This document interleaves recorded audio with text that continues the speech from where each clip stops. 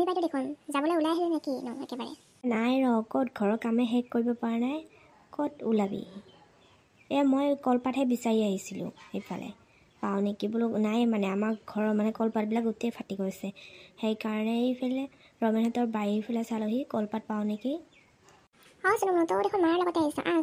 ঐ দোষ আজি ৰাতি প্লেন কি সেইবিলাক আৰু বাদ দিছোঁ আৰু